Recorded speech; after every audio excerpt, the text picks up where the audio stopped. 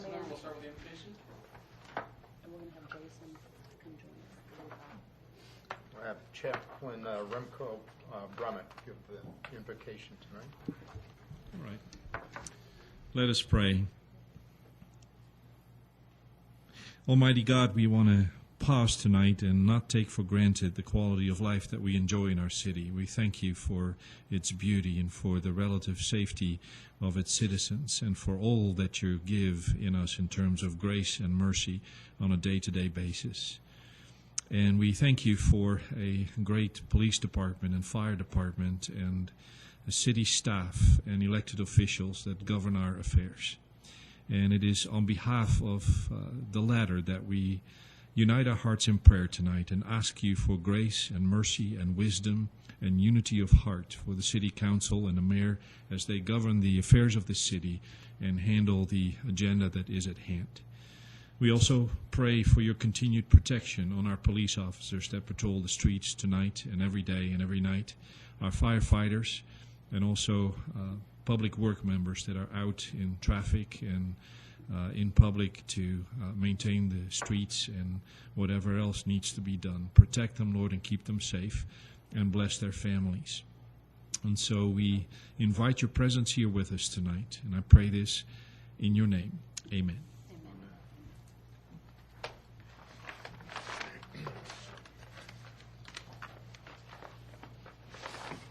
I'd like to call the regular council meeting to order August 1st, 2011. Will the city clerk please call roll?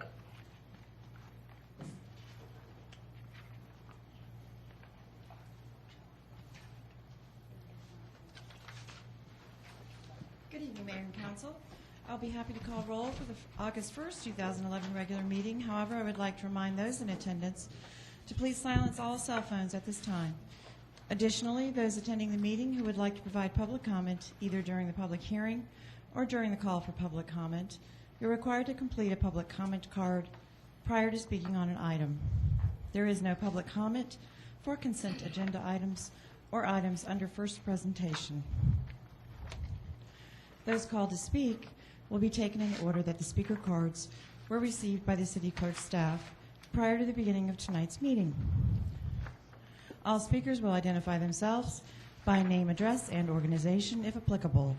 When you hear the bell, you have 30 seconds to complete your remarks.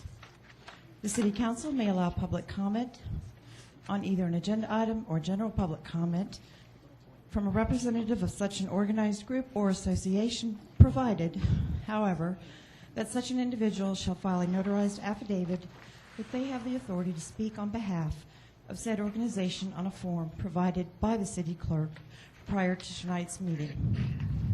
Demonstration of any sort within the chamber is prohibited, so please refrain from any applause, cheering, booing, outbursts, or dialogue with any person speaking. Please show the same respect to the person speaking that you will expect to receive yourself. Anyone in violation will be asked to leave. As I call roll, please confirm your attendance. Mayor Joe Lockwood, absent. Councilmember Karen Thurman. Here. Councilmember Julie Zonner-Bailey. Here. Councilmember Bill Lusk. Here. Councilmember Bert Hewitt is out of town, absent. Councilmember Joe Longoria is out of town, absent. Councilmember Alan Tart. Here. Would everyone please rise for the Pledge of Allegiance? This time I'd like to call Boy Scout Jason up here to lead us in the pledge. Come on up, Jason. Right up here, honey.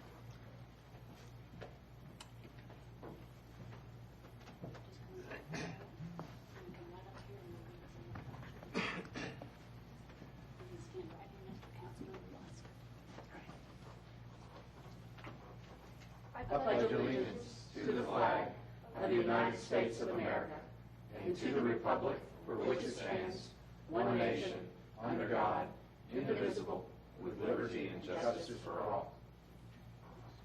Thank you, Jason. Thank you.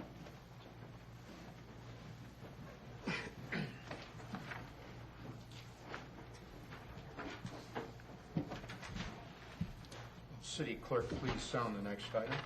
Our next item is approval of meeting agenda. This is agenda item number 11156. Do I have a motion to approve the agenda? So moved. Second. If I could interject real quick, I have one modification to the agenda. I would like to add an executive session, land acquisition. We have the second and main motion withdrawn. I withdraw my motion. I'll second. Are there any other items to be considered? Councilmember, just the one I mentioned. Okay. I'll make a motion to approve the agenda as amended by staff. And I'll second that motion. We have a motion to approve the meeting agenda as amended. All in favor? Aye. Aye. All those opposed? Motion passes.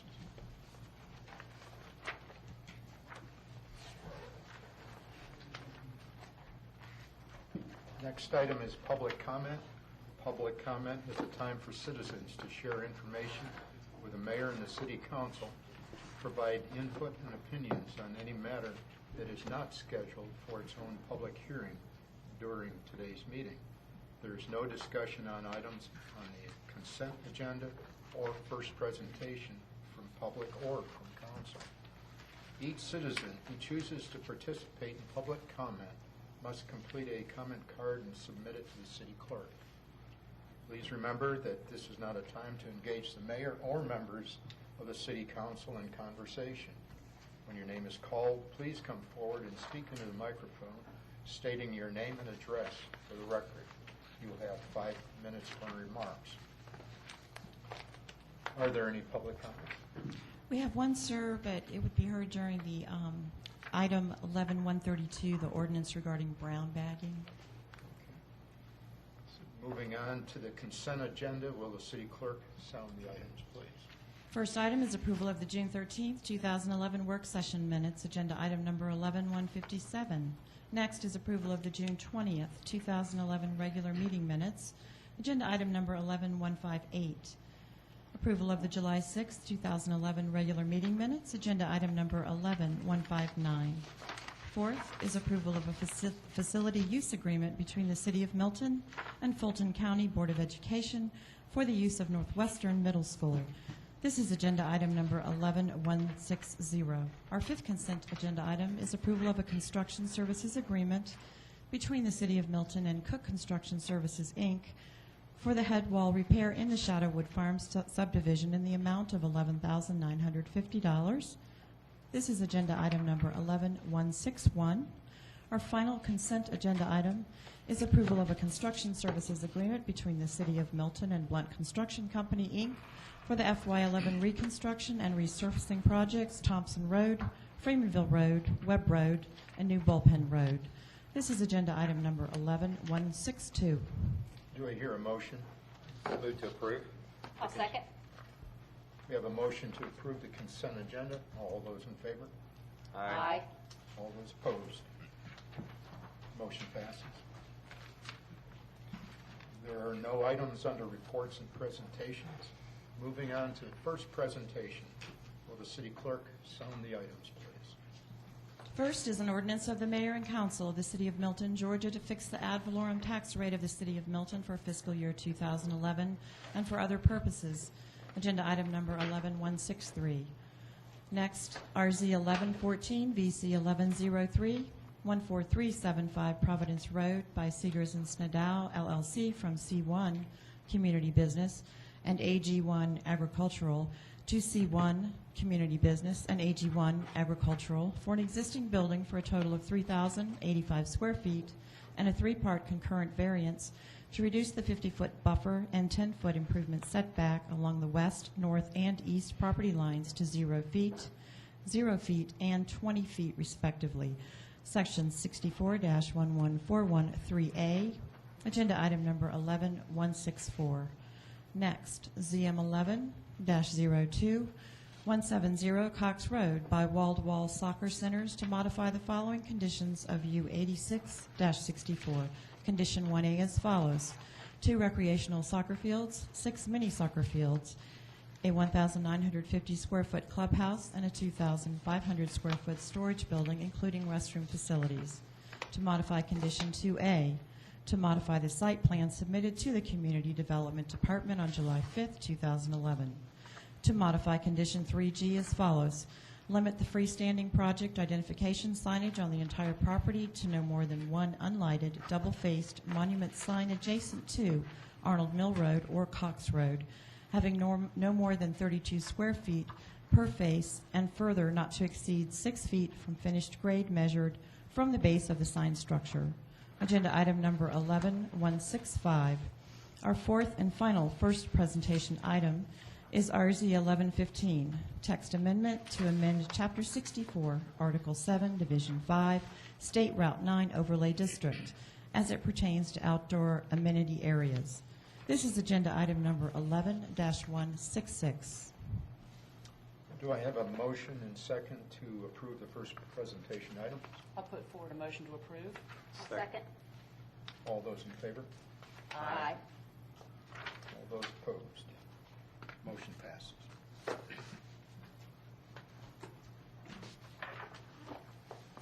There are no items under public hearings or zoning agenda. Moving on to unfinished business.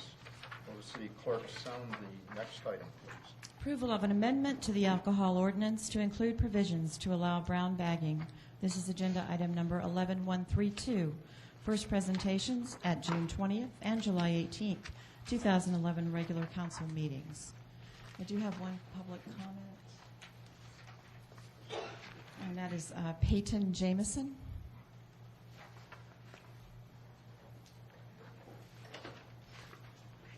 Peyton Jameson, 710 McCoss Lane, Milton. I'm here to voice my support in favor of the proposed brown bag ordinance. As a Milton business owner, I believe this ordinance will have a profound effect on our business. If passed, it will allow us to continue to grow within the city of Milton. If it is not passed, it will hinder our ability to compete with other competitors within the metro area. As a resident, I believe this would continue to make Milton a unique community to live and work while not hampering with the rural feel that is Milton. Again, please consider the passage of this ordinance with both businesses and residences in mind. Thank you. Thank you, sir.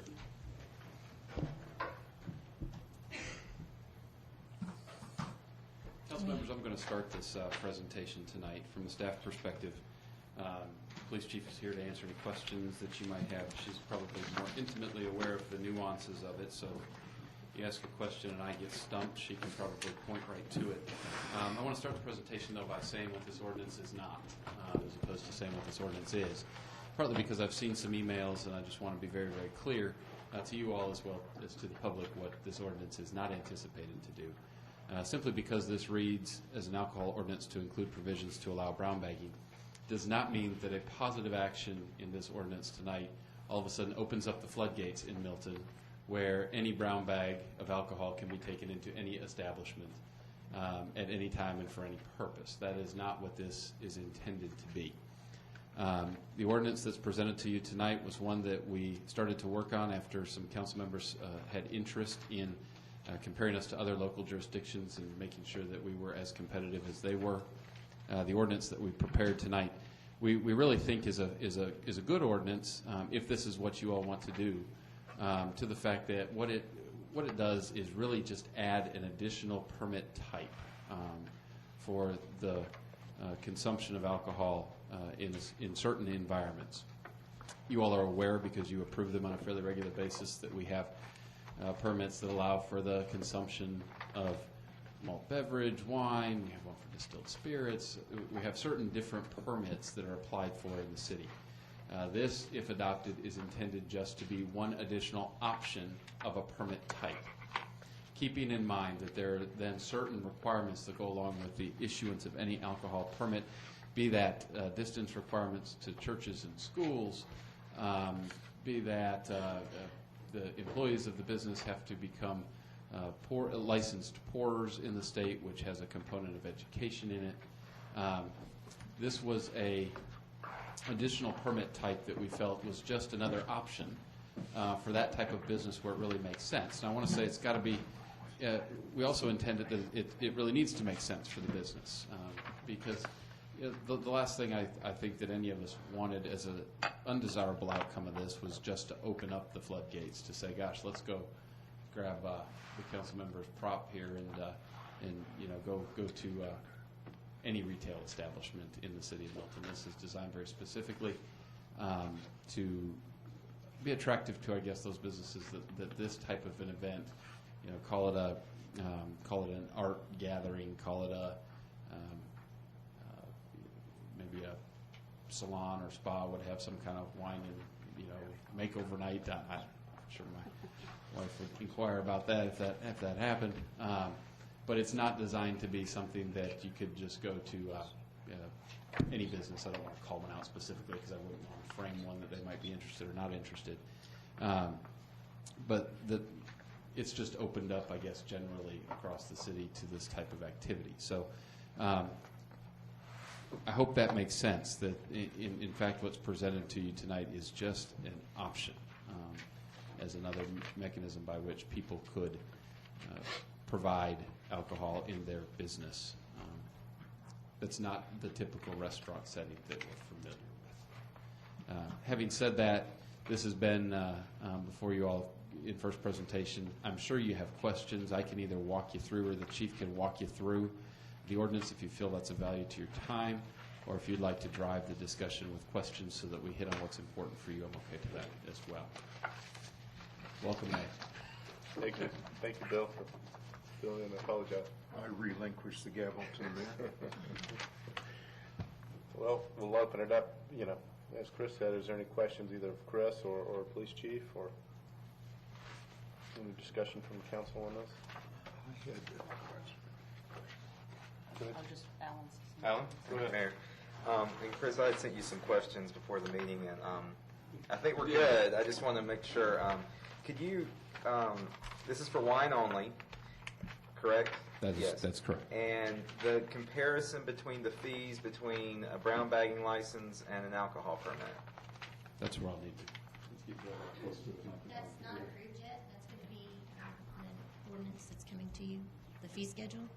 What I recommended, Lynn basically gave Stacy and I a draft before she cut out. And I just looked at what seemed to make sense, and I picked, I think it was the wine and beer on-premise consumption, which I believe was at $800 a year and $400 a half year, and that one was fine with me. Okay, so that's a matter to be debated later. I And wouldn't think it would need to be the same. I'm just saying, but that's probably a different matter. So. Consistency is important. Yes, that's right. But to Alan's question, if, and again, you guys may have discussed it, but, is there a one-time, would there be maybe a one-time fee, or is this something that someone would have to do for a year or half a year? It would travel just as our other, because it's in the section that travels with our other alcohol permits, it would travel on the same renewable schedule like that. Sure. If you all adopt this ordinance tonight, what the chief is referring to is we will bring back that document that you've all seen before, this kind of we know as Appendix A, which is the one that has the specific delineation of fees. We'll bring that back. We want to. It would be appropriate to bring that back if you approve this. If you don't approve this, then there will be no Appendix A brought back to you. Okay. But I guess my question would be, what if it was a special event or somebody was just doing it, a one-time or whatever? I guess we can discuss that. Well, that would travel someplace differently, potentially, depending on what type of special event it was. We have the special event pouring permit section of our ordinance that doesn't contemplate recurring events. It contemplates kind of the one-time event. It has some specifics that go along with it as far as being attached to some type of a nonprofit event, being one of the keys. And there's a series of criteria that go along with simply like a party, a one-time party. I don't see that this matches that need. I see this matching a need of a business model that might contemplate, once a month, once every other week. It's going to have to happen frequently enough for this to make sense, to put staff through training and all that good stuff. Yeah. Okay. And in fact, to follow up on City Manager's point, there's specific language in this modification that expressly disallows brown bagging at special events. It's not allowed. Unless they were to get this The other other permit. special event. That already No, exists. no. No, it's They will not be allowed to get one. specific prohibition. You Okay. can't brown bag At a special event. Right. So if a special event, you would come and have sellers to sell the alcohol, that's fine. But you can't bring your own bottle to a special event and pump it. So at the free concert on Friday, people can't show up with their own wine and drink. No, but you can sell it. I mean, and I'm The city could get a really license. trying to understand that distinction. So you could get, if it was if I heard you correctly, Chris, that if it's a nonprofit, there's a special event pouring permit for a one-time, No, no, no. If- separate from this. No.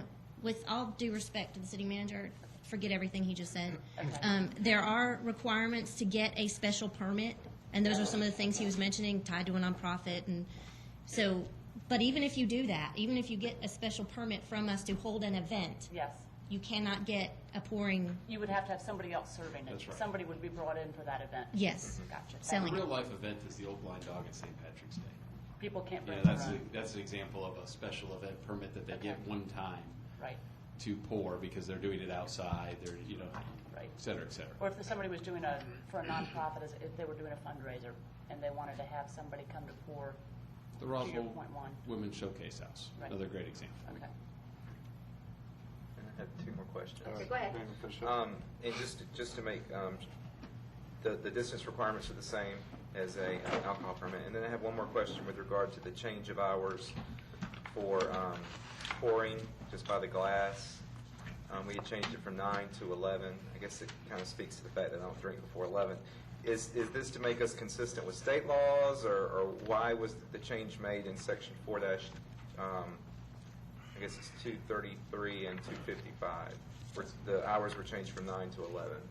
I don't believe that's a state law requirement. I'll defer. Best I can remember when Chris and I looked at that and said, oh my gosh, 9 a.m., seemed a little unreasonable. Seems a little early. Well, I have concerns with that, and we can discuss that, I guess. I just have concerns with that because if I'm reading the agenda item, I guess it leads the public to believe that we're talking about brown bagging, a brown bagging specific ordinance, not changing hours of all alcohol permits Monday through Friday, There are pouring some- by the glass. There are some other, what I would call housekeeping items in here, like changing the names of some of the entities and departments. But That's kind of, I get your point. that's not a Yeah, housekeeping that- item to me. That's It's a good changing point. law. Hours is not- Yeah. Can you make reference to what page you're on? You're referencing that? Toward the- I just I thought we were making it consistent with something else, and I see that we're probably not. We're changing it.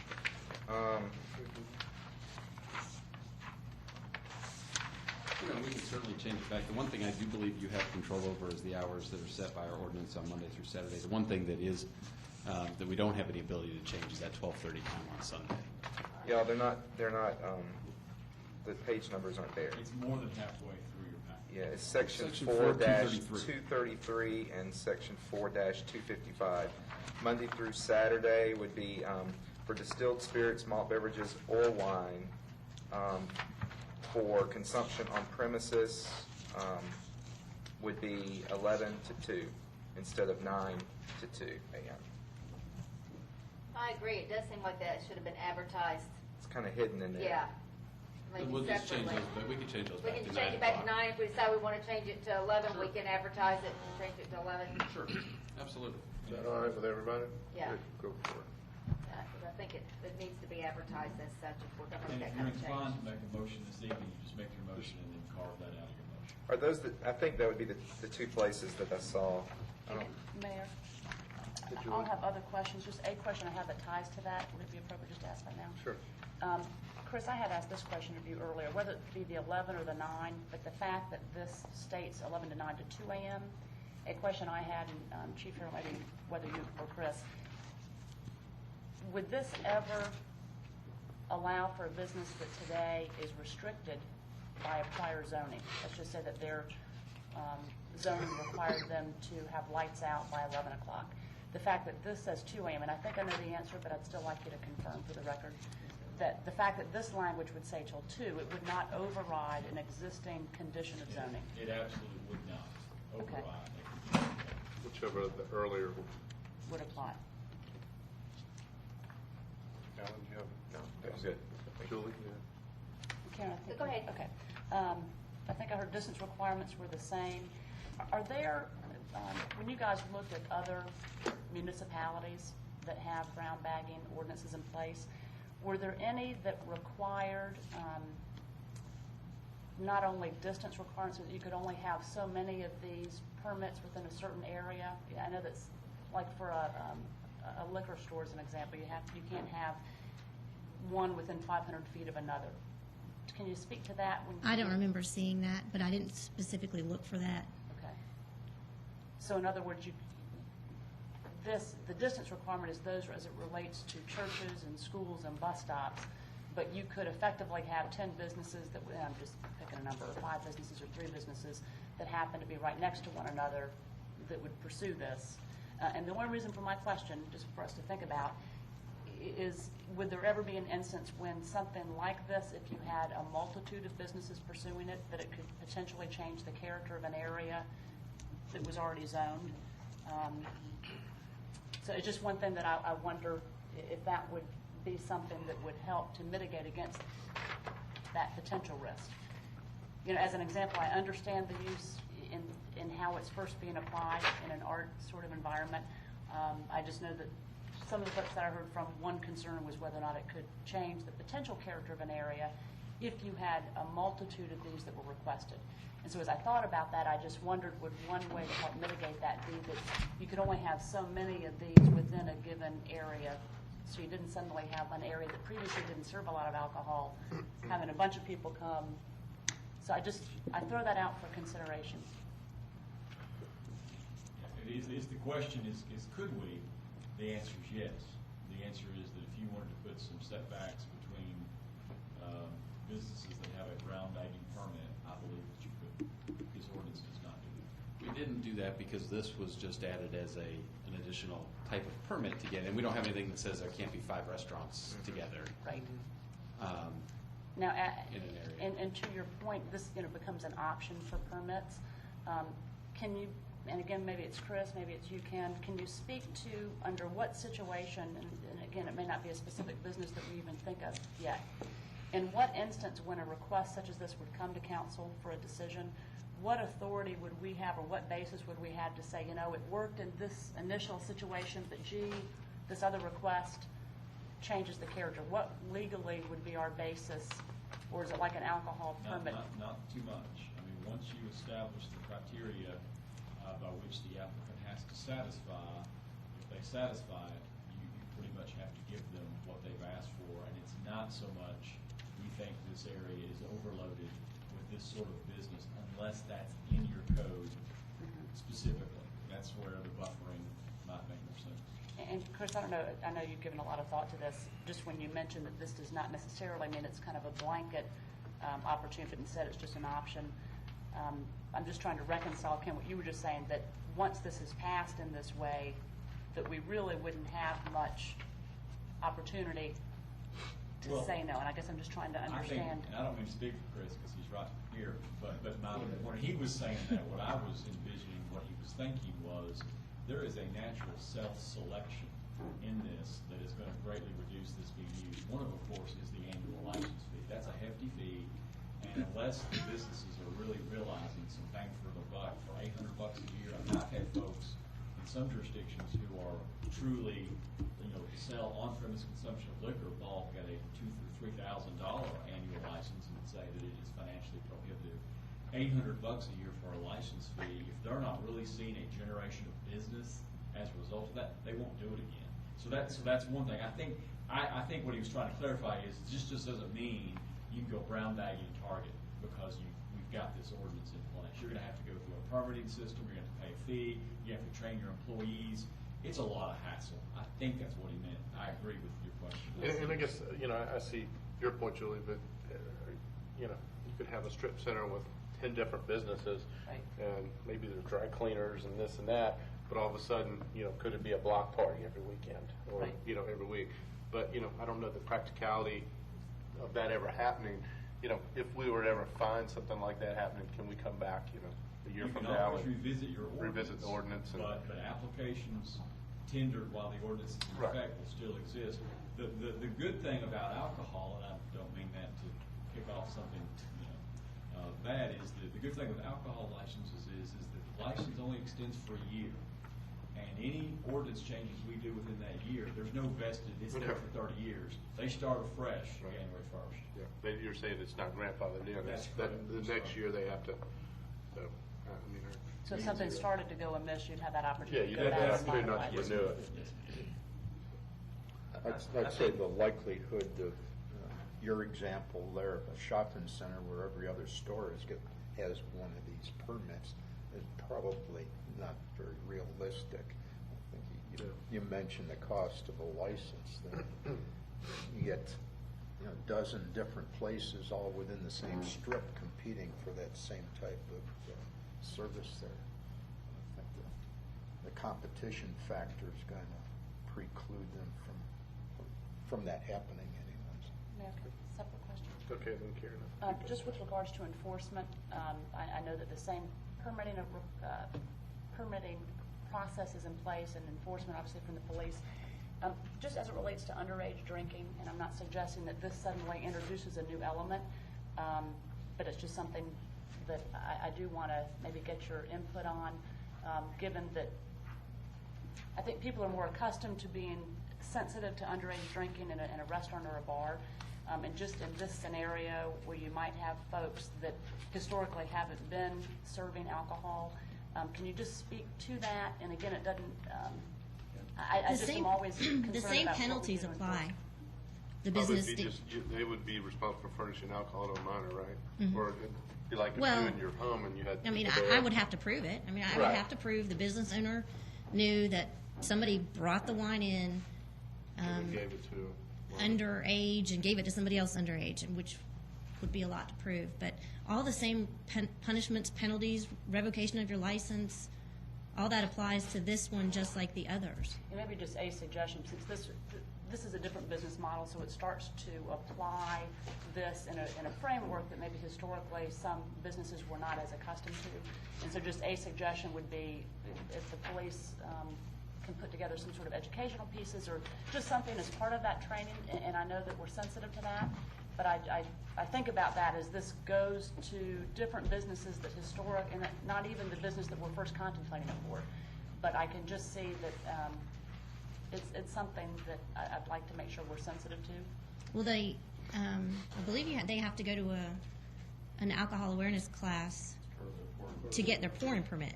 They Yeah, already I'm just have to do thinking that. from the city's perspective that anything we could do to help make sure that they're prepared for that.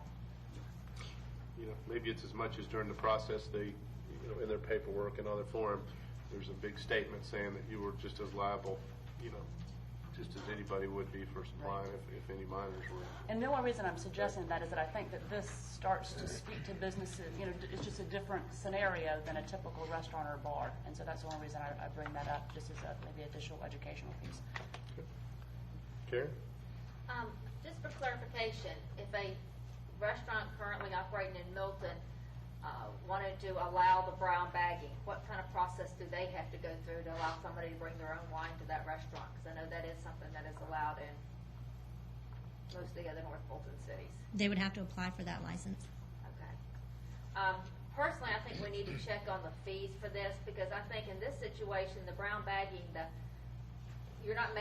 establishment's not making money off the alcohol, and so to me, an $800 fee seems like it's pretty steep for something like that. So I'd like us to check to see what some of the neighboring jurisdictions charge, because like I said, they're not making money off of it. I would agree with that too. That's why I asked the question earlier. If it's just a once or twice event, that doesn't really make sense for a business. So maybe if we could look into that. And especially if a restaurant was going to go ahead and get a regular alcohol beverage license and the brown bagging, it just seems like the additional $800 or whatever is a little bit steep for that. So what you're saying is they would have to get an alcohol, restaurant would have to get an alcohol permit, plus they would have to get a brown bagging permit just to allow people to bring their own bottles of wine and a corking fee. Yeah. Basically, No yeah, corking. what she's saying is, No, that's not true. Well, we don't have a corking fee. Oh, I know. Yeah. But yes, they would have to But get the both point- licenses. The point, I think, is, you got an existing restaurant that's got their licenses and paid all that money. If they just, for the customer's sake, allow, them to bring a bottle of their special wine in, that's a stiff fee to pay if they're not making any money off of that. But Yeah. For Let an me additional fee on interject top real of it. quick and just say that when we bring Appendix A back, we'll bring a recommendation. This is very specific, though, that the council is the one that sets the fee. So this is a good discussion for you all to have, because What you're saying, we don't- can approve this you and can- then you can make it. we can make the fee You can make and it go $10 if you want to when we bring Appendix A in. I And mean, the only but thing- as a body, you'll have to make that And the decision. only thing I'll say is that just a moment ago, we talked about part of the reason that this would not suddenly become something that gets, used so broadly is that one of the things is that staff was recommending that we have a fee that at least means that those that are going to pursue it have already thought about this business model, so I'm not sure. I think the other issue is the time it takes to get a pouring permit. Every employee that works there is going to have to get one, and that's a lot of time. It's a lot of, you're hiring somebody. Then if they come here and they can't, I don't say they can have one. Now you've got employee turnover. So I mean, there's more than just the fee. Right. And my only point is, I think Chris made a good point, is that part of what I think helps mitigate some of the concerns we've heard is that because there is some structure and some cost to it. So I just think that when we look at that fee structure, and hopefully staff and yourself, Chief Harrell, will give those points some thought. Alan, you have a point too? Yeah, I was just going to say, with regard to the change of character areas, when I first look at this, I see that brown bagging only applies to wine, and I know that wine and malt beverage and liquor do the same thing eventually. I think that the fact that we're limiting it to wine kind of dictates a more upscale environment that it would be used in versus pool halls and stuff like that might, if you had a lot of them in the strip mall, it would depress the area. But I think wine kind of makes it more upscale. You can bring cheap wine. You can bring Boone's Farm, you could. They still make Well, and again, I think to Chris's point, that's something that everybody be thinking about, that we'll have the opportunity to address the fees and discuss that, but at this point, we don't need to, correct? Well, I mean, you can we discuss could- it if you want, but that's not going to be a part of whatever Right. happens tonight. We can adopt If this, and then is we'll adopted tonight. bring we will forward, if bring it's forward adopted, then we'll appendix A. discuss how everybody can think about that. Bill? Question, on section 4-277, titled General Provisions, and it appears that it deals with wine-only package stores. But it really doesn't lead up to just that topic of wine-only package stores. But my point is, in paragraph E, it says no open containers of wine shall be removed from the licensed premises. Then you go over into section 4-537, addresses open area and patio sales regulations. And 4-538, consumption outside premises prohibited. But it addresses that same open container issue. It says it is prohibited for customers to leave the premises with open alcoholic beverages except as allowed by OCGA 364. Removal of partially consumed bottle of wine from premises. Is there a contradiction in there? I think I just need to add that phrase. Because Georgia changed the law that you under certain circumstances, you can leave with an open But bottle. typically, they'll have to record it. That's why I had added that in here. And I added it in here just because I wanted it to be a caution to people. Don't think there aren't other laws that you may be held accountable for just because we say you can bring your wine in. So I think I just need to add that phrase here. Okay, so I guess what I'm understanding is you're going to add this phrase that would allow for you to take your bottle back from one of these brown bagging establishments if it weren't empty. Well, all this phrase does is say, be aware that just because our ordinance says you can bring a bottle of wine somewhere, Right. doesn't mean we're giving you carte blanche to then just leave with this open bottle of wine. If you do that, you have to do that in Under compliance with the state law. requirements. Right. So I just kind of put that in there as a reminder. Can you speak So briefly to that? that addresses the issue. So you're gonna Right, and I'll have to that- go back. I'm not looking at my notes. I didn't make any revisions to 4-277, so I'll go back and I'll read that whole section Right. and what leads up to it and see what makes sense for that line. Okay. just to Seems make it like somebody's going consistent. to take a gallon jug of wine. Hopefully they won't drink it all in Is a OCGA 1 hour what? period, then have to take it back. It is 364. And Allowed to go.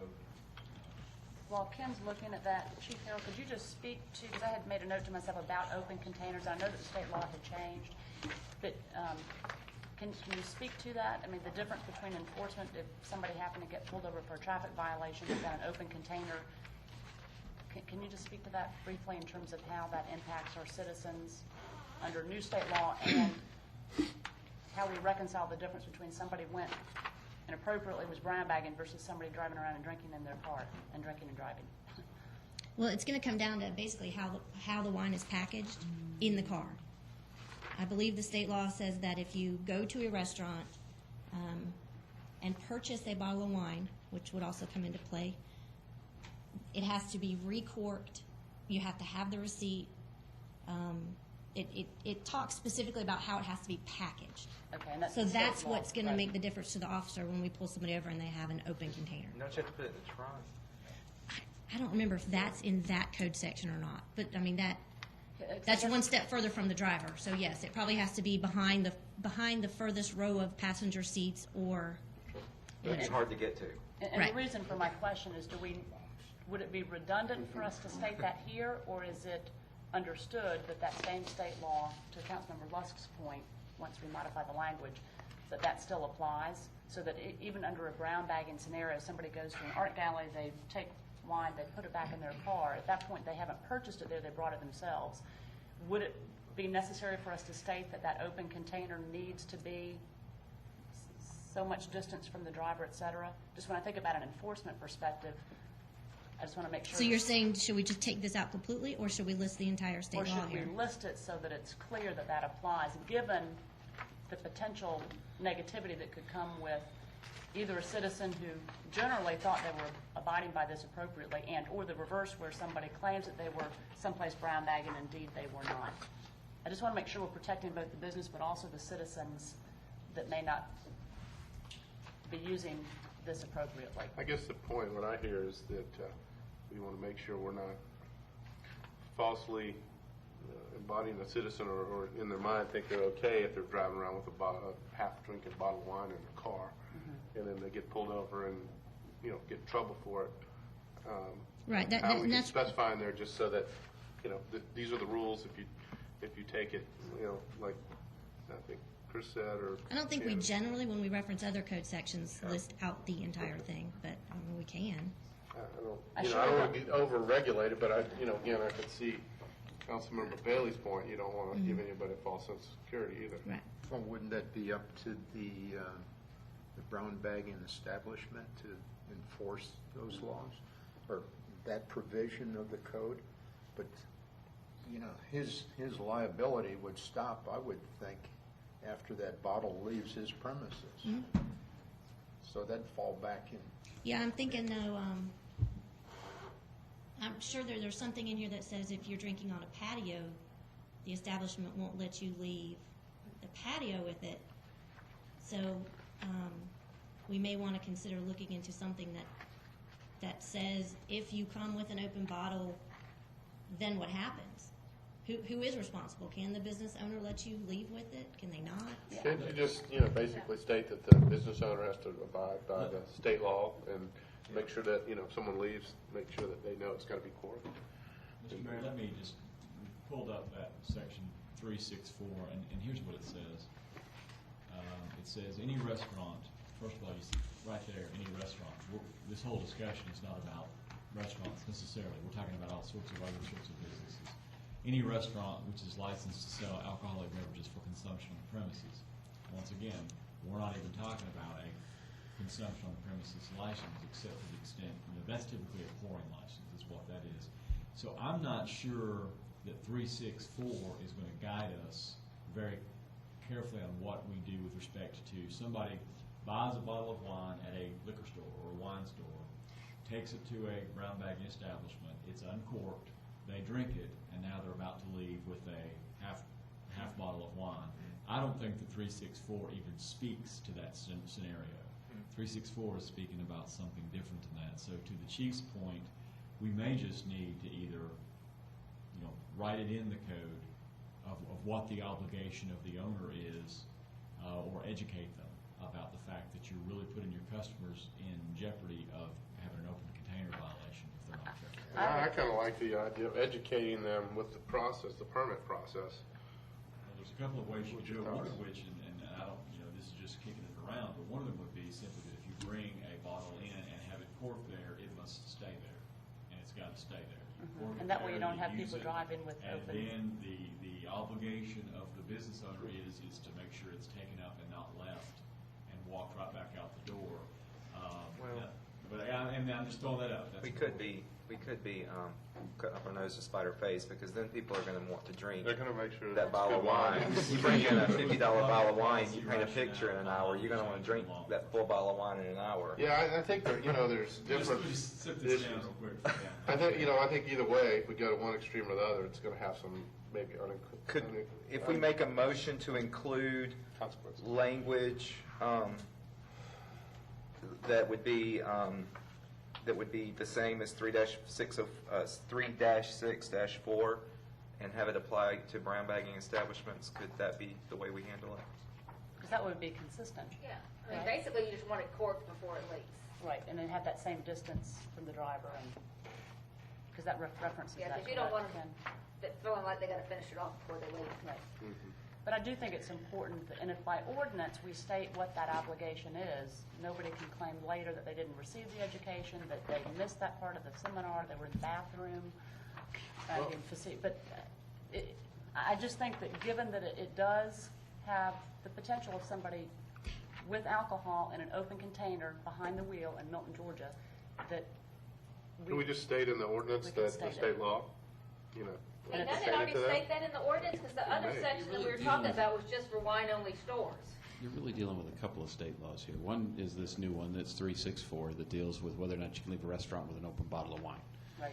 It's a totally different statute in Title 40, I believe it is.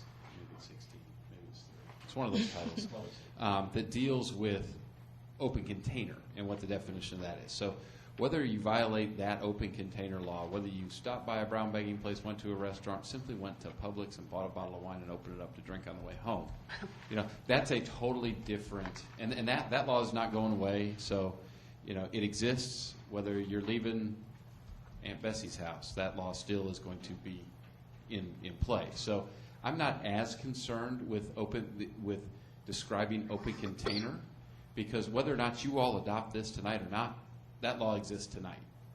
So And we don't have to have everything in the state law, in our laws that are in the state laws, or, Although Ken mentioned that that the language only applied to restaurants, but maybe I misunderstood. That's I call it the Merlot-to-go law. That's the one that allows you to take the bottle of wine from a restaurant. That only applies to And that's restaurants that have that's a format. effectively the open container. there is a. Well, it's an open container from the restaurant, but there's Right. also a separate open container law.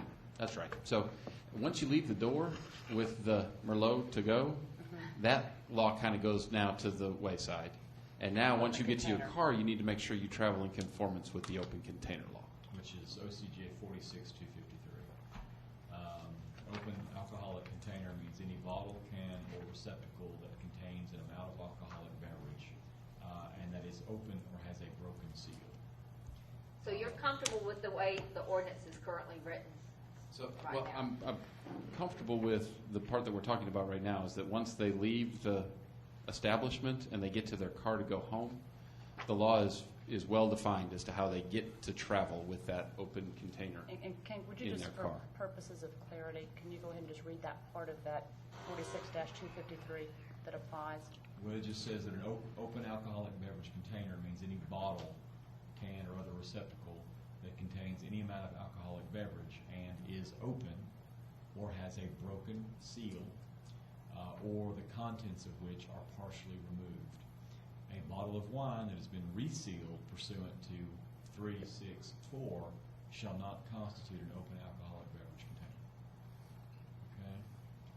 Now, the trick would be, of course, is if we put in the code that you can take your bottle of wine that you purchase and then seal it pursuant to that other code section, even though it doesn't apply, and the police officer happens to find that in the back of your trunk, and you don't otherwise meet the definition of the Merlot-to-go rule, but it's sealed exactly like that, would that carry the day? There's no open container because it's closed. It was closed pursuant to an employee of a brown bagging establishment who sealed it pursuant to that law. That'd be a case of first impression. We would be using the benefit of that, and hoping our citizens get the benefit of it. Or we could explicitly add the language and allow it, right? Right. Within our needs.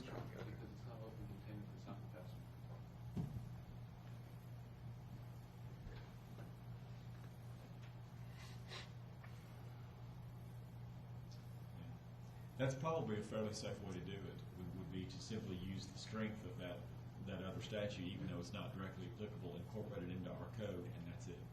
So if you want to leave with your half bottle of wine, that's fine, but an employee of the brown bagging establishment has to seal it, and then it has to go in your trunk. And that Talk was about sealing. To what extent, what constitutes sealing it? You know, I don't Did you know. pull up? Did you pull it up? If I'm not It mistaken, seems the like cork there was has to go some all the more- way back down in it. You have to have a wine opener. You have to have a wine opener to get it It has to be, I mean, you can't just put the cork in it. 3642? Yes, There's sir. no way you can drink it. I'm not sure we're talking about all the requirements that are in there. Yeah, it's pretty onerous. Let me see. Well, I'm thinking from the owners, the establishment's liability standpoint. Do you know of any cases where they use actual seals? It said, I want to answer that, but it says that the partially consumed bottle of wine should be placed in a bag or other container that is secured in such a manner that it is visibly apparent if the container has been opened or tampered with, and a dated receipt of the bottle of wine and meal shall be provided by the licensee and attached to the container. If transported in a vehicle, the container with the resealed bottle shall be placed in a locked glove compartment, a locked trunk, or other area behind the last upright seat of the motor vehicle. So it looks like a couple things are required: that it be corked, that it be put into a clear plastic container that is sealed, ostensibly with some sort of a recordation of when it was done, almost like you'd seal an envelope so that you know it was broken. Right. And then placed in the trunk would be the. But I guess in this And you wouldn't have a instance, receipt. you wouldn't have a receipt if you brought the You back. certainly wouldn't have the receipt of a meal.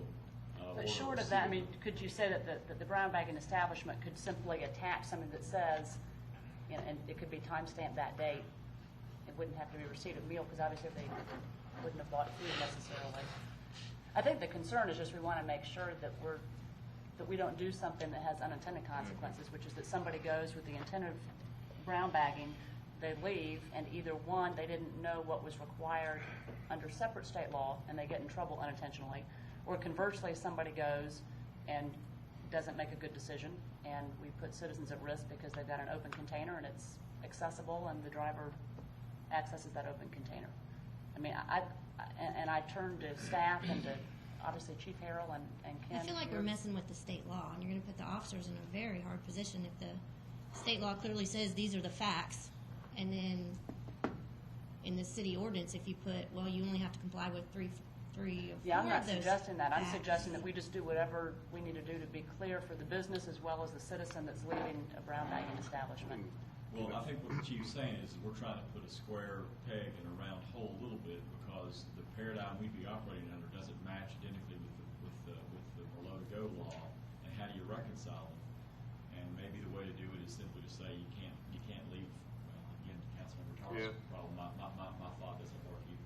Well, is there any way just, in their application, where it states, you must abide by the state law, have a copy of it, and, kind of puts the business owners on notice that, make sure you're, if you got the porn permit, make sure you're watching and don't let your customers leave without following the state law, which basically I guess is I'm corking the bottle and No, they putting it in couldn't. the trunk. They couldn't. That's That's the inconsistency that I'm thinking, Well, then because maybe the they- state law says restaurant. Correct. And with a receipt and all that, they're not going to have that, which They means can't abide by they it. have to consume it all there, or you have to have something in our ordinance that allows for them to carry it off. But then we would have to have But requirements. to the chief's point, let's assume that in our ordinance, we just can't get there. We can't, maybe the way to do it is just to educate them heavily on the open container law. Maybe that's the better thing to do. Which is no different than if you took a bottle of wine over to a friend's house and only drank half of it and came back. That's Right. exactly right. And, we got to have some practicality there. Milton can only do what Milton can do, and we can provide the environment where this can be done legally, but then we just need to educate them. There is a line where you're on your own, and if you walk out of this establishment with this halfway open bottle, you're on your own. So then, Mayor, are we to assume then that, bless you, that no other municipalities around here allow for you to carry for a brown bagging type situation, allow you to carry a bottle of wine in and leave with it? What are other municipalities doing? I don't know. Did we research other municipalities? That goes back to my confusion over us changing a state law. I mean, this, But on brown bagging, that's separate from the state law. What other municipalities did we look at on brown bagging, and who provides, like, within, obviously not all of Georgia, but in our, kind of from Sandy Springs north? Most of them will have brown bagging. I don't know. I don't remember any of them that I read talking about what happens when you leave. Okay, so which municipalities have a brown bagging ordinance today? Let me see if I have my notes on that.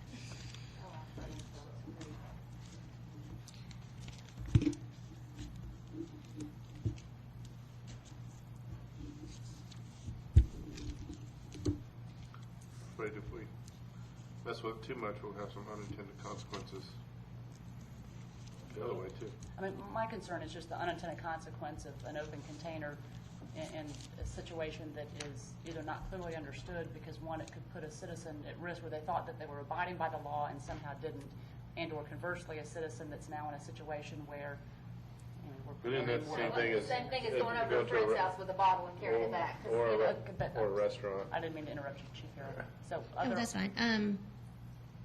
Atlanta allows it, and I started on Muni Code in alphabetical order, which is why I'm starting with A. Atlanta allows it. Albany allows it. Columbus prohibits it.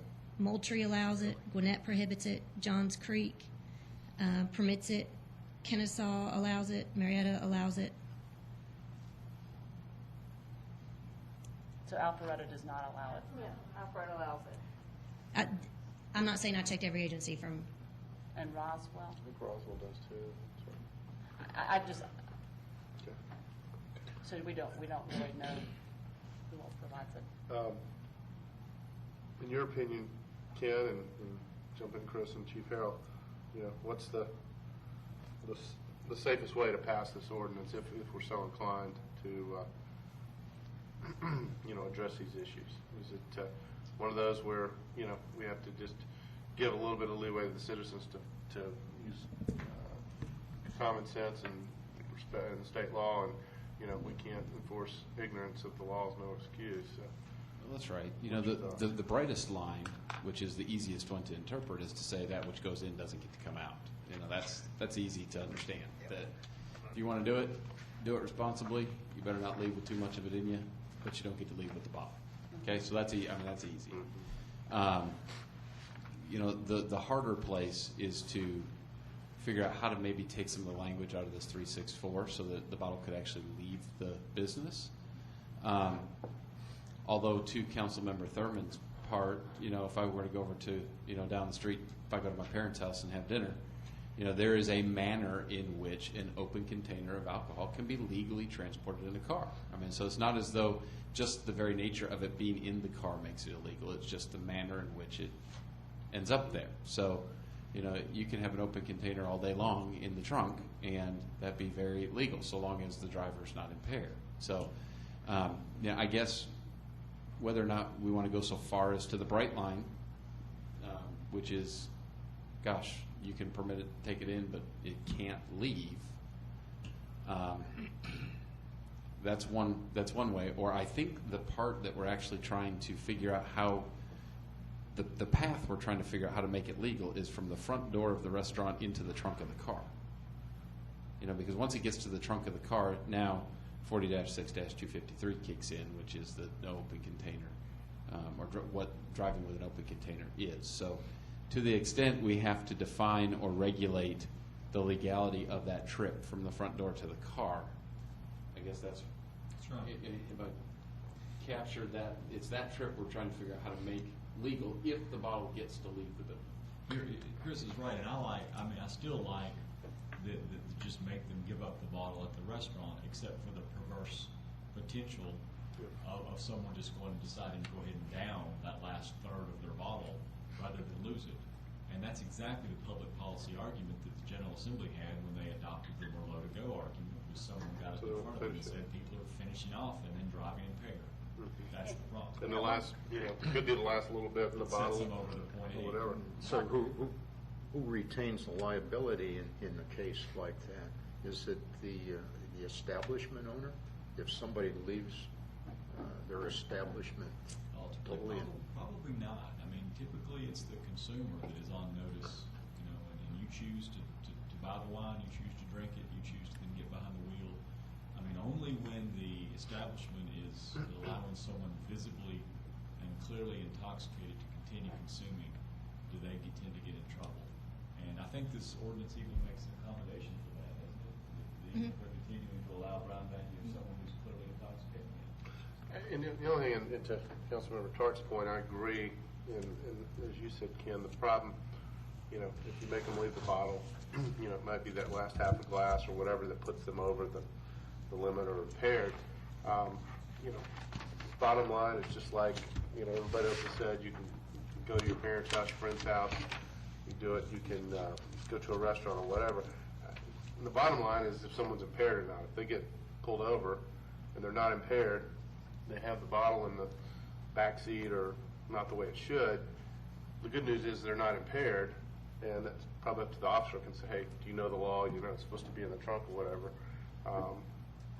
You know, that's not as I'm going to guess that's not as major as somebody driving impaired. You know, and there's going to be, I mean, we can't enforce ignorance of the law, and, you know, there's probably going to be out of every 100 people that do it, there may be somebody that sticks the bottle in the passenger seat of the car, and, you know, they may get a ticket for that. And Mayor, if you,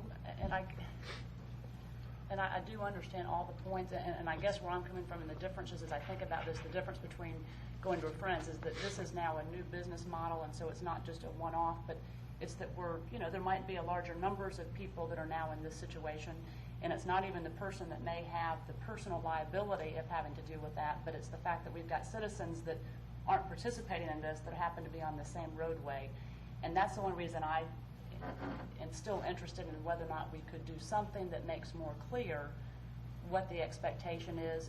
Because obviously, to the mayor's point, we can't manage everybody's morals, but I think that we do have a responsibility in terms of, you know, when we start to pursue something that that involves alcohol on the roadways, that we make as clear as we can so that we mitigate the risk that there's more danger on our roadways. And so that's just where I am, and I'm just wondering if Ken would have a recommendation of how we take all of this without being redundant with the state law, but because it sounds like there is a gap between what this brown bagging ordinance would do and where the state law picks up.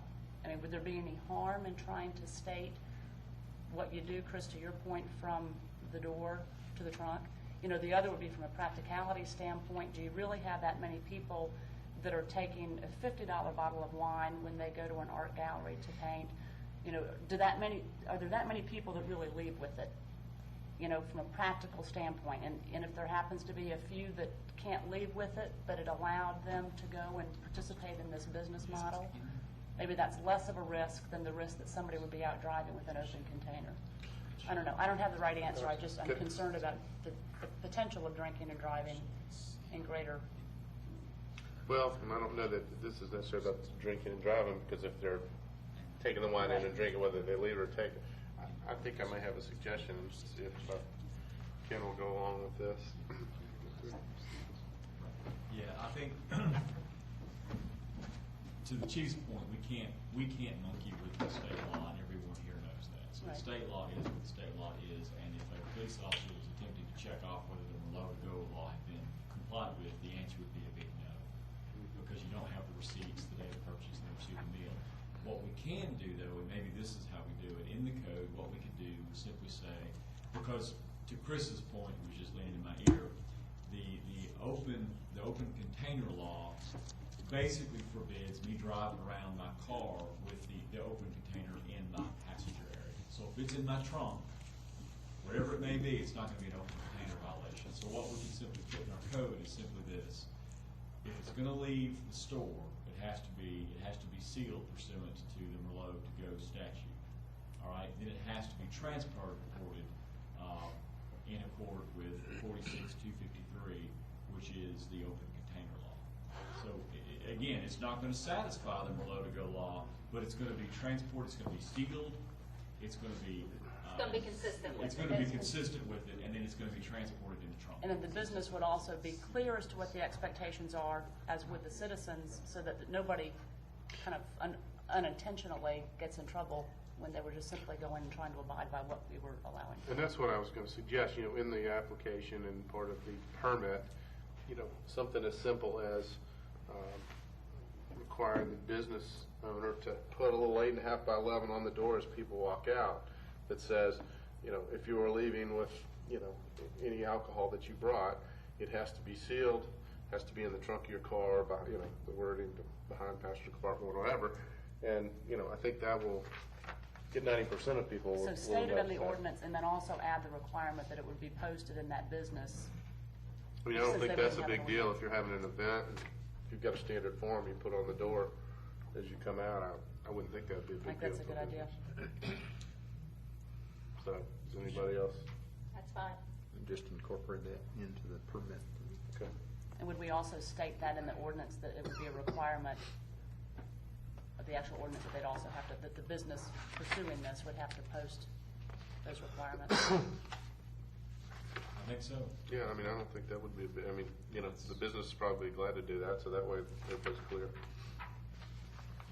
It's a good reason to put up that sign and blame it on us. Put it up, it's a requirement. Okay. So you were I'll suggesting take a that shot it at a motion. All right? Just before we do that, whenever you dictate signage to a facility, it always brings up where the signage has to be and what kind of font it has to be and how big it needs to be and all that rigmarole. It's the only problem I have with saying Would you make that a consider that sign. signage, though, other than a piece of paper posted on the, it's on the inside of On the it's door? interior, correct? yeah, I would want it to be posted at a conspicuous place in the main exit. and it would just, for the times they're having those events, they pop it on there. When they're done, they take it off. But it's inside, I mean, it's not a neon sign. No, It's I'm not in the picturing it window. just like a No. piece of paper taped on the door there. Does that make sense? All good.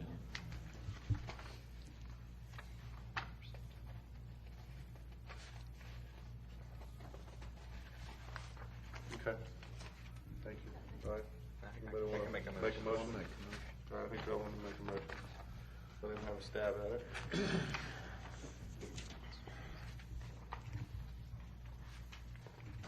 Ready? Jump in if I leave something out. I think I have captured what you're going to say, so we'll compare notes here in just a second. Okay. I make a motion to approve an amendment to the alcohol ordinance to include provisions to allow for brown bagging with the following conditions. Section 4-255, maintain the operating hours Monday through Saturday from 9 a.m. until 2 a.m. of the following day, and wherever the same stipulations appear throughout the ordinance, conform it to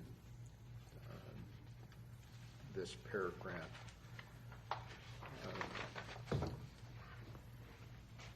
For the condition that any bottle of wine leaving an establishment to be sealed in accordance with the state Merlot to go law. Any bottle of wine removed from an establishment and transported should be transported in accordance with the state open container law. Is there anything further to that? The notice. Yeah, I think we have if you're going to change the time, we have the time to clean up in two places, both in 4-233 as well as 4-255. Did you capture both of those? I did. Okay, I said I was reading this, wherever sorry. it is further stated in the ordinance, make it conform with that article. I think I think our notes match.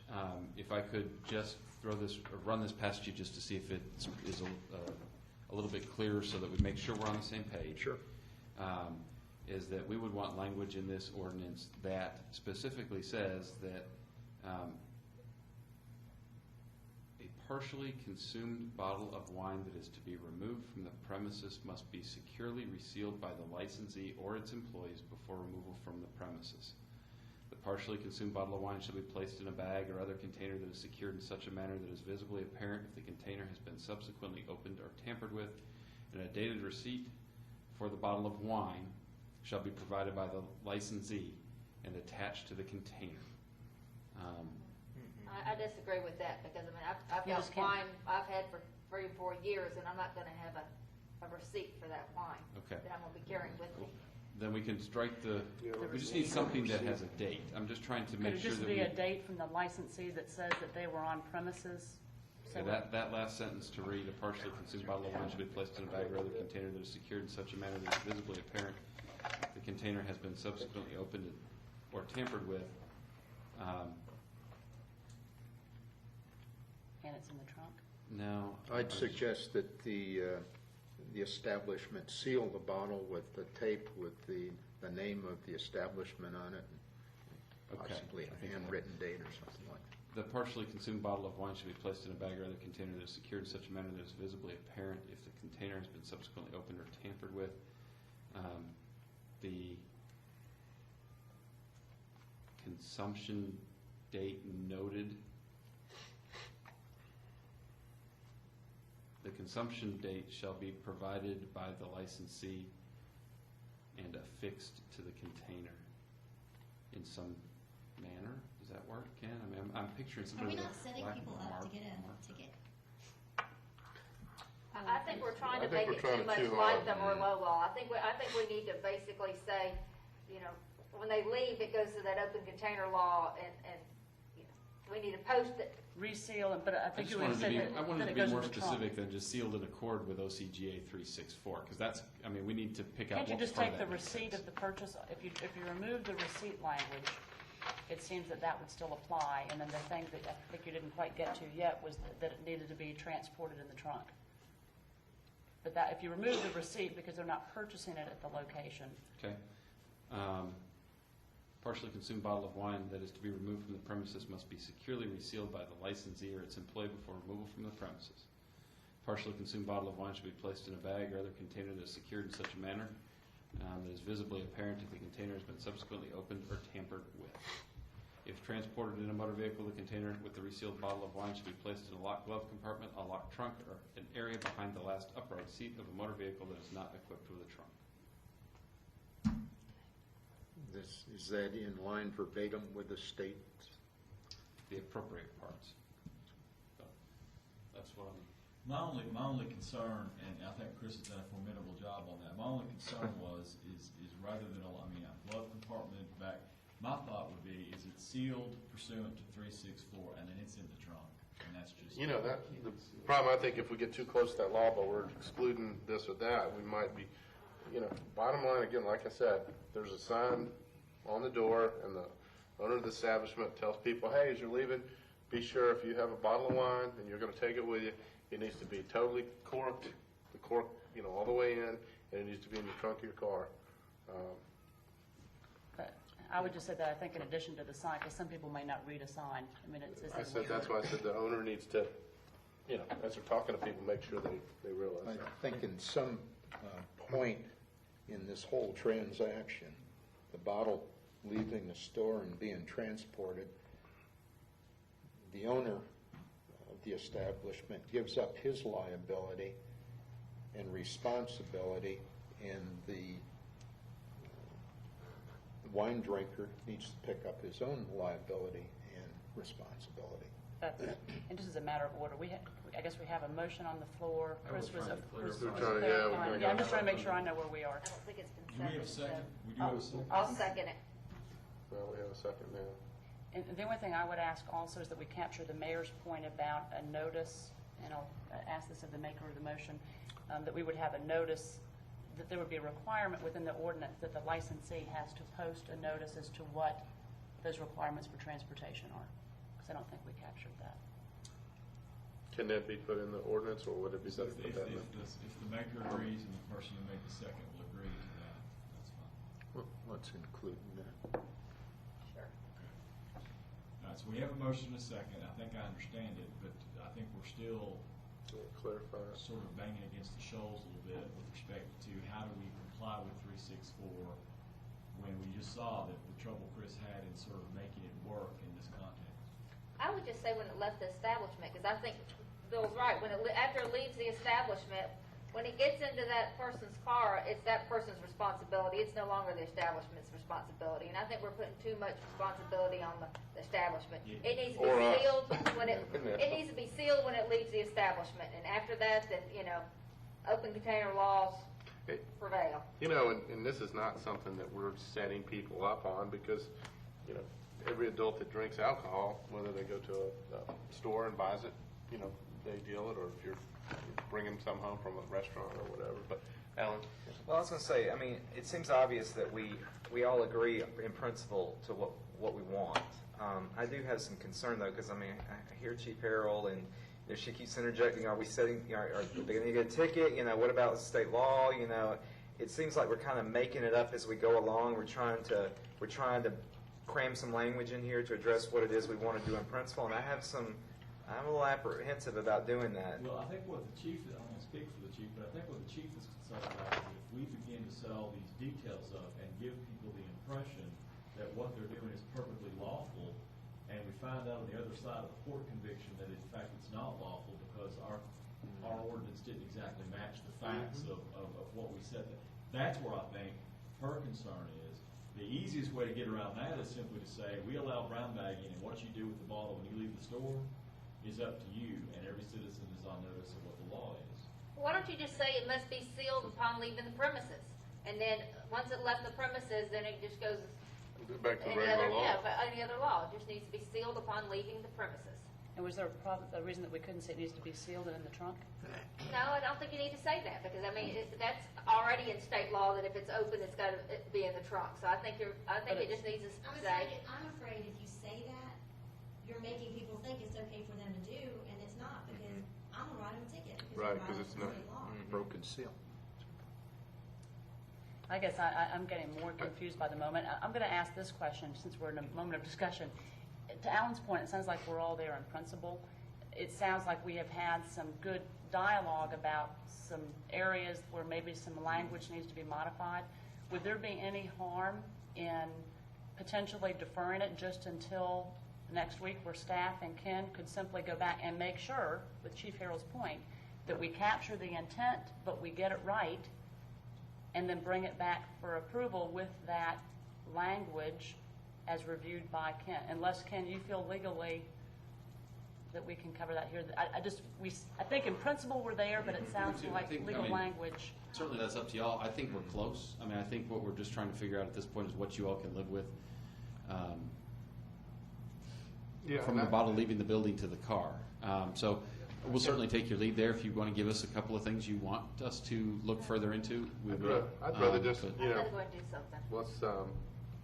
let's see, because again, we can get to where we're put too much into it, and then we're going to set some people up. I'll just ask Ken, how would you suggest, okay, if it be resealed, because there was a concern, and I think we had some concurrence, since we have a motion that's been seconded, that we wanted to have the licensee reseal the bottle, that it needed to be transported in accordance with the open container laws, and that we wanted to have a posting within the premises. Can you get us there legally where we capture that so that we are making clear what's expected, but we're also not setting in motion some unintended consequences? Yeah, I think so. I guess my concern is, though, is that we begin to, I'm concerned about what the chief is saying, because I don't want us to begin marking out instructions on how it's transported. I think just a generic statement that it'll be sealed by the licensee and transported in accordance with the law. That's the easiest thing right there. And that's enough to make a person think, even if they don't know the law, it's like, ooh, they better ask, or, You can't go wrong with that. Now, it's not a lot of guidance, and to be fair, but that's where maybe, you could advise, Chris, the city manager, that we need to maybe come up with a little bit of education to try to get these folks in. But that could be along with the permit process. Exactly. That could be. I think that's where the education already Yes. is. And can we confirm that in this case, that in accordance with the law means, and can you finish that? Yeah, well, I think, without having spent a lot of time, I think that the law, the most applicable direct on law is the transportation of alcohol in cars, which is the open container law. But I don't know that I would want to be limited to that. I I think I would just want to say, shall be sealed by the licensee and leave the premises in accordance with. Can I ask Chief Harold, let's say I, as a citizen, I go to a friend's house, drink half a bottle of wine that I have bought or had or whatever, put the cork back in, seal it tight, put it in the trunk and drive home. And if I get pulled over, not intoxicated, but, for some reason they check my trunk and the bottle's in there. I can't answer this question. It's officer discretion. Okay. I'm just saying, is that illegal or legal to carry an open but resealed alcohol in your trunk? Okay. So I don't see why, I don't see why it's a big deal, especially if, in the permit process, you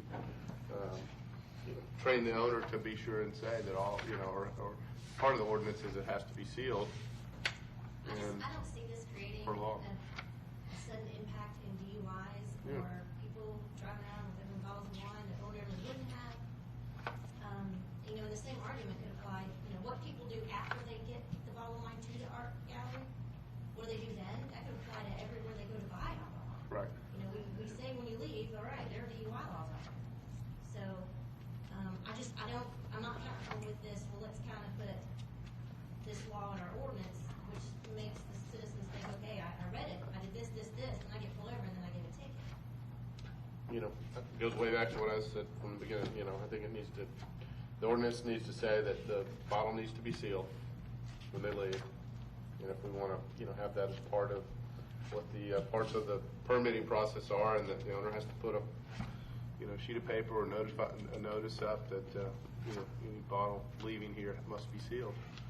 And then, and then put a statement of, under Georgia law or so-and-so, but not try to get too explicit, because like you say, we're trying to do it here, but we're not doing it here, and we're not doing it here.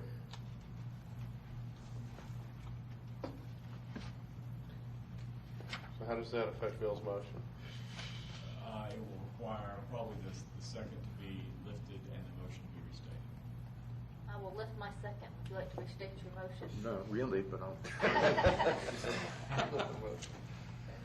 Okay, so before you embark on that. Yeah, let's talk and make exercise sure. That we're about to send you on.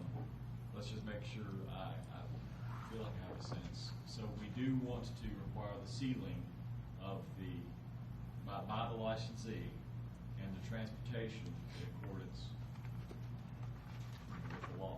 Is it with state law or just? Yes, with state law. In reference to the Merlot to go? Because it's No, different. No, it's Okay. different. That would mess it up. Okay. Just for state law, because Yeah. And what section would this go under, that it had to be sealed by? Would it go under 4-538?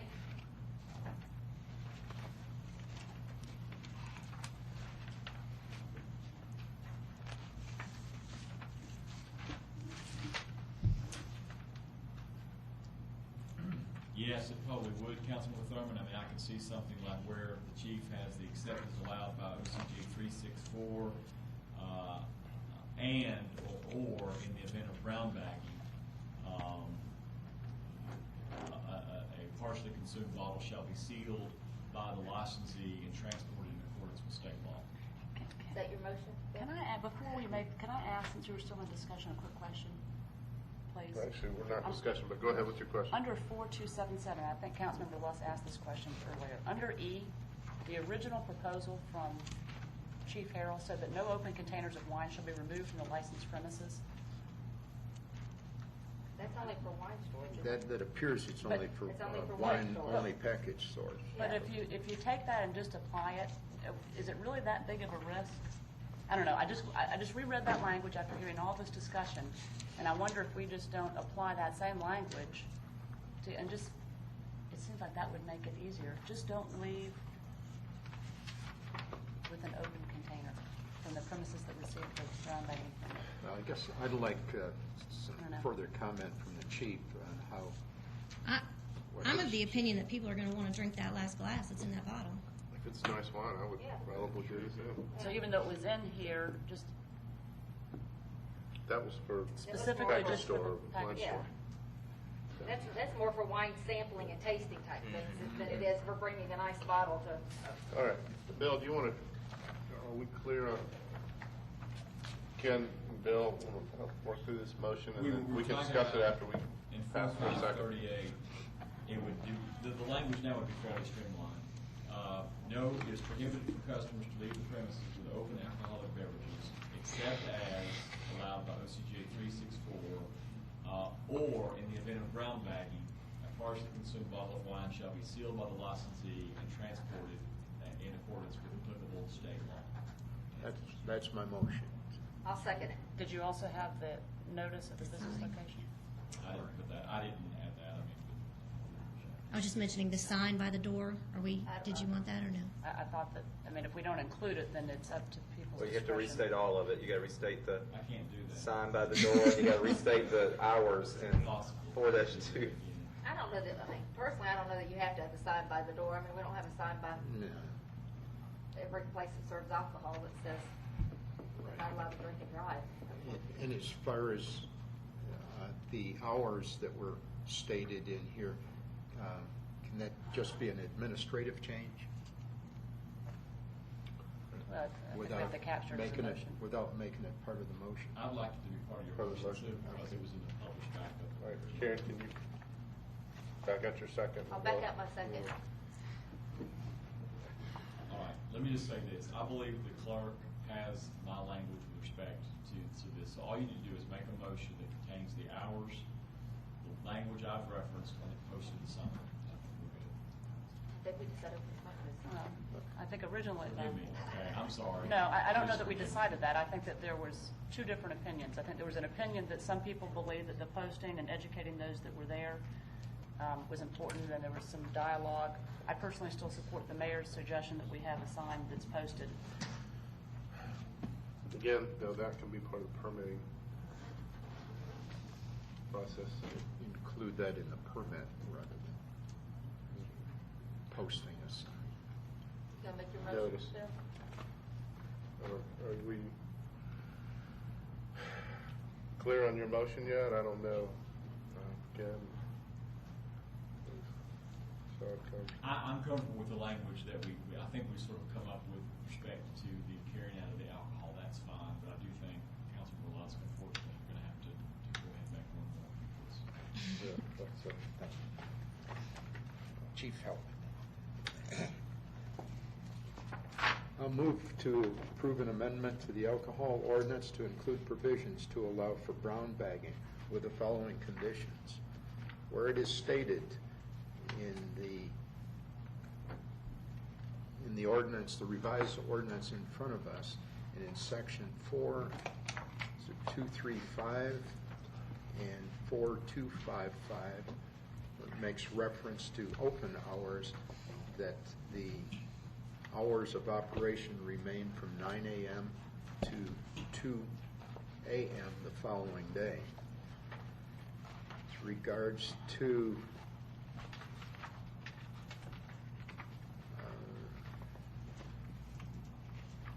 maybe if you could pick it up from here. With respect to the leaving of the store with a partially consumed bottle of wine, it shall be as previously stated by the city attorney. State that again, that's already on the record. And then with respect, are we going to include signage? Yeah, I'm fine with, as long as, we decide in the permitting process that. And Any conditions or any reference to removal of alcohol, I think, ought to be part of the permit. And the sections with the hours are sections 4-233 and section 4-255. That's correct. And I will second your motion. Okay, you staff clear on that? I just have a quick question. All right. I'm- Yeah, now we've got a motion and a second. I'm just curious with regards to the sign, why we would not, why we would say it's part of the permit but not want to have it as part of the ordinance. I guess I don't understand the difference. Maybe we're not clear yet on what the exact wording of the sign needs to be. I mean, I think you get yourself in problem by putting too much on there. I mean, Same as not enough. I mean, what's the Where is difference? it posted? Right in the middle of the doorway? or is it posted on the table? You know, it's, Yeah, I think you get it. personally, I just All right, think it well, needs we to be could, part of the all right, education all right, process. we have a motion and a second But that's Madam- stated, it's not included in the sign, so. So, Mayor, just with all due respect, just I'm curious from a staff perspective, from permitting, does that still cover it? I'm not clear on the difference between not including in the ordinance and saying that it'll be part of the permitting process. Does it- Councilmember Lusk, was your intent with it being part of the permitting process that as a part of that process, we would require some sign that was conspicuously placed in the business that specified how the alcohol would leave, or that's something you want us to include in the permitting process? If you That's want what to was give- stated for the record. City attorney. If you want to give staff the horsepower to be able to direct that some sort of signage in their discretion be put up, then make it a part of the motion, even if we don't dictate where and what it says. It'll at least give staff to say, we're going to have to require something, and we can tailor what we require to each establishment. I would approve that. If you approve your motion, and, Yeah. okay, so you're adding that to your motion, Bill. I am adding that to my motion as stated by the city attorney. Okay, and then Karen, you second that? Yes. And Julie, is that? Yeah, I just, because I okay, wasn't your clear point. about how, if we didn't state it somehow, how we could then get staff to. Any more discussion? I think I follow it. Hearing none, all in favor, please say aye. Aye. Any opposed? That's unanimous. We got a brown bag there. Thank you for sitting through it. I know it's taken a long time, but trying to get this right. So thanks everybody for the discussion on that.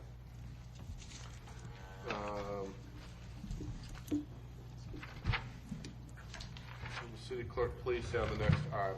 Next item is approval of an ordinance to amend Chapter 11, Business Occupation Tax, Licenses and Regulation of the City of Milton Code of Ordinances to modify the annual license fee levied on insurers, to provide for the repeal of conflicting ordinances, to provide an effective date, and for other lawful purposes. Agenda item number 11154, first presentation at July 18th, regular council meeting. Mr. Ken Gerard. So Mayor and Council, I'm going to handle this one and the next one. These are really two housekeeping issues. This first one deals with insurance premium tax. What has triggered the modification to the ordinance is the population census numbers that have come in prior to now. With Milton's population, we're able to levy a $75 fee for insurance policies that are conform with this insurance premium tax. In Section 3388B1, beginning calendar year 2012 and for each calendar year thereafter until otherwise modified by the council. The annual license fee based upon now Milton's population of 32,661 is $100. This modification of the ordinance just changes it to be in compliance with our new population numbers. And no other changes. Maybe any questions for Chris on that? Okay, do I have a motion? Mayor, I'll make the motion that we approve agenda item number 11-154, approval of an ordinance to amend Chapter 11 Business Occupation Tax Licenses and Regulation of the City of Milton Code of Ordinances to modify the annual license fee levied on insurers and to provide for the repeal of conflicting ordinances, to provide an effective date and other lawful purposes. I'll second the motion. Okay, we've got a motion by Councilmember Thurman, second by Councilmember Bailey. Any discussion? Hearing none, all in favor, please say aye. Aye. Any opposed? That's unanimous. If we move to new business, so you can call the next item. A resolution by the mayor and council of the city of Milton, Georgia, adopting a prepaid wireless and 911 charge. Agenda item number 11-167. Mr. Chris Lagerblum. Mayor and Council, this is a law that, or a modification that would bring us into compliance with a new state law of the last General Assembly. That law is 46-5-134.2 that deals with a 911 charge for prepaid wireless. That has not existed to this point. You all are well aware that we do charge or assess $1.50 per wired and wireless phone. Although there was a revenue stream that was being missed based on prepaid wireless, the state legislature has closed part of that loop for us. The distribution is a bit different of this particular fee that will relate to paying for our dispatch or our public safety answering point. This one is 75 cents as opposed to $1.50. This is one that will be collected at the state level, and the state will disperse it based upon population after they pay for for the process by which that they have to go through to make that happen. So this is one that we will receive additional revenues from. It's really one at this point that we have no grasp and capture on what that means, because it doesn't necessarily mean that this is now going to be something that we get because of prepaid wireless accounts in Milton. These are going to be prepaid wireless accounts all across the state that get lumped into one central location and then again dispersed by population. We just need to position ourselves such that our law allows us to be clear and allows us to be able to collect this. And that's what this does, is bring us in compliance with the new law. Okay, any questions? Just to confirm, to make sure that everybody understands that we are not imposing an additional fee. This is a state law. This is just allowing us to be in compliance to receive some of that revenue. It's a state law. It's a state law that allows the fee to be collected. Right, but we're not assessing a new fee to citizens. Well, actually, if I may answer that one, every other cell phone user pays this, but prepaid Does not. So Right. this is sort of equaling the scales. if Right, you but will. it's at a state level. I mean, it's being done That's across right, the state. and we use these funds to operate the 911 dispatch Right. center. Thank you. Very specific use. Okay, any other questions? I have a motion and a second. Mayor, I make a motion to approve agenda item 11-167. Second. Okay, I've got a motion by Councilmember Tartt, second by Councilmember Lost. Any discussion? Hearing none, all in favor, please say aye. Aye. Any opposed? It's unanimous. Okay, I'll move on to reports. I apologize for being late tonight. I may have been mentioned, but I want to just welcome Tom Wilson back, and even though it's temporary, we're glad to have you here and look forward to working with you. So, anybody else have anything council-wise reports? Okay, Chris? Just a couple of things tonight. Do you want to update the council real quick on our meeting earlier today in Roswell dealing with House Bill 277, transportation First quarter. stuff? I can give just a very, very brief summary, partly because I've had more time to study that chart than probably any of you all have. And let me just say this, thanks to our staff, the city of Milton with Carter and Chris and some other folks put together some recommendations for all 6 North Fulton cities, so kind of led that charge. So just our guys did a great job doing that, and everybody else really appreciated that.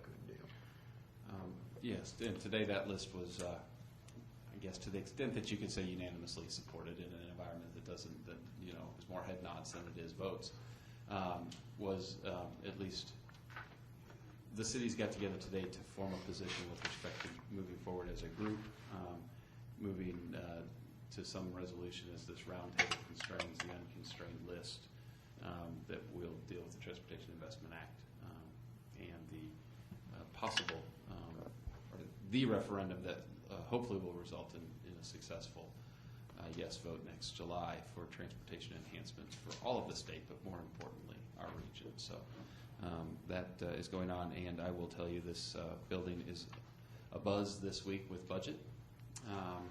We are in that knee-deep in that phase at this point. It's just I have some ideas as to where we are and what we're going to be able to do, and also what we're not going to be able to do in the next fiscal year. I think it's probably just too preliminary at this point to frame any of those things publicly for you. I just wanted you to know that that's what's ongoing. We'll have our first budget workshop 3 weeks from tonight. It's that 4th Monday of August that we have agreed to come together to talk all things budget. So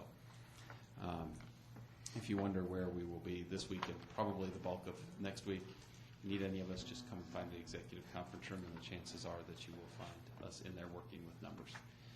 That's what I have, and just a very, very, very quick executive session tonight. Okay. All right, I have a motion that, and what was the reason for executive session? Mayor, I've got a motion. I would put forward a motion to have an executive session for purposes of discussion on land acquisition. Second. A motion and a second to adjourn to executive session. All in favor, please say aye. Aye. Any opposed? That's unanimous. the restrooms since I drank about 3 bottles of water.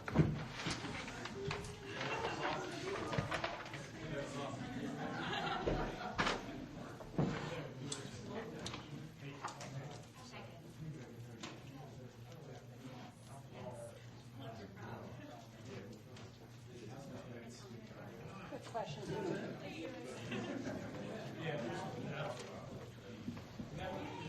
Ms. Davis.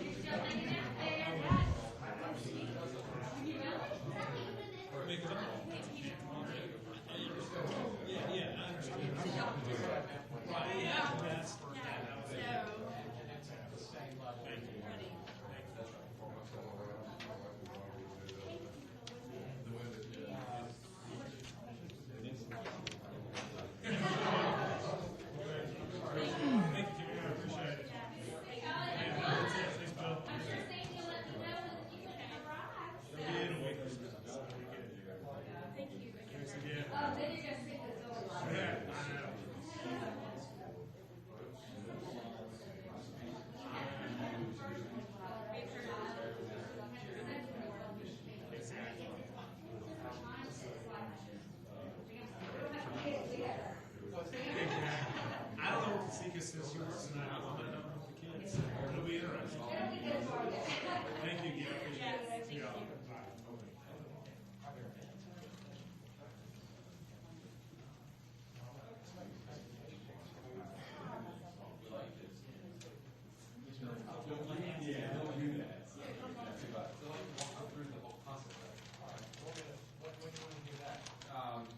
The Shell station in Fairfield has 4 or 5 neon signs. I'll pitch you, and but it's more like just one hand and say.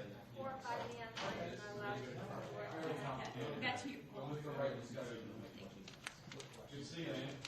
Most of them are, I think they've got like Stay healthy, drink water, put those feet up, lots of TLC. welcome back. Yeah, I'm still trying to start that one down, but I'm frustrated. Yeah, I'm frustrated, because I mean, that tells me that everything, every time I turn around and say you need to email that much, and nothing. And what is it? I mean, it's not like. Okay? All right, thanks for coming, y'all. Yes. Nobody's back, there's nothing. Oh. Okay. Yes.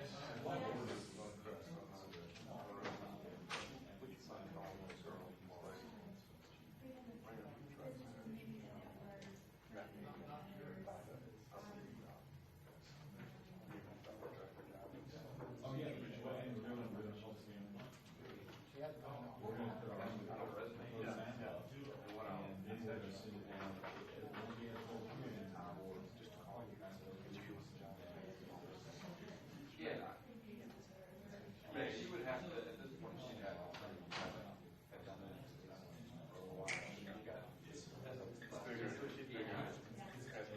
And you know what, I don't think, if you want, I can just call it, I don't put you on. I just thought, you know, but you can say, this is what the job is, and she may say, man, that's fine, I think it's that for me. Okay. You know what, then my friend is happy.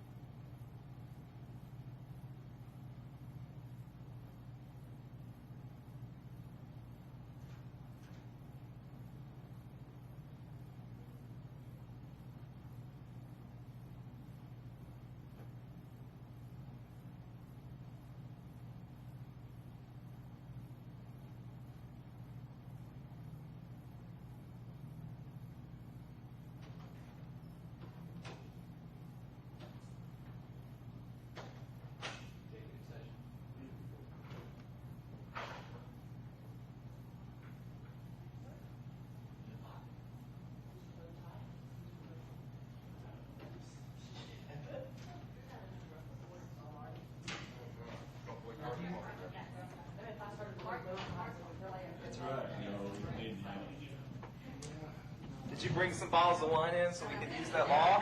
We need bottles.